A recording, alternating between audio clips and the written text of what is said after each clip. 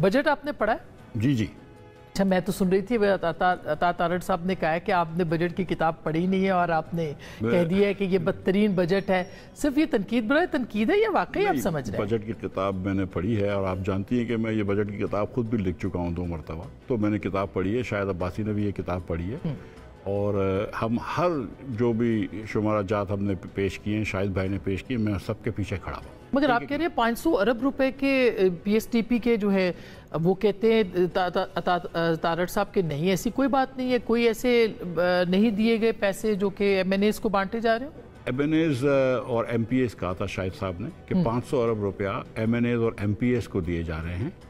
اب تھوڑا سا کمیونیکیشن گیپ ہے میرے خیال سے پنجاب میں اور وفاق میں، تو شاید عطا تارڑ صاحب کو نہیں بتایا گیا ہے کہ پنجاب کے ہر ایم پی اے کو بھی 1 ارب روپیہ دیا گیا ہے پروجیکٹس میں. اسی طرح سندھ، کے پی اور بلوچستان میں ہوا ہے، یہ ہوتا ہے. اور 75 ارب روپیہ جو ہے وہ مختص کیا ہے وفاق نے.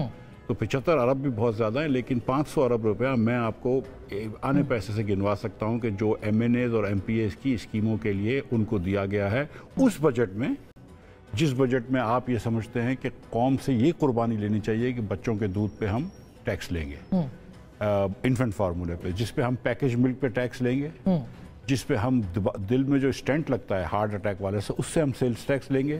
چیریٹیبل ہاسپٹل سے جو بیک بون ہے ہماری میڈیکل اس کا، کیونکہ حکومت کی ہسپتال ہے تو آپ جانتی ہیں کیسی ہے، ہم ان سے ٹیکس لیں گے.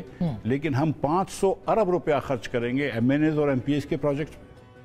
ہم 24% خرچ بڑھائیں گے کرنٹ ایکسپینڈیچرز. لیکن یہ پہلی بار تو نہیں ہو رہا. آپ بھی جب وزیر خزانہ تھے تو پی ایس ڈی پی تو رکھتے ہیں نا، ترقیاتی فنڈز کے بغیر تو کیسے؟ 1400 ارب روپیہ انہوں نے پی ایس ڈی پی پہ رکھا. پچھلے سال کچھ 500 ارب روپیہ خرچ ہوا تھا.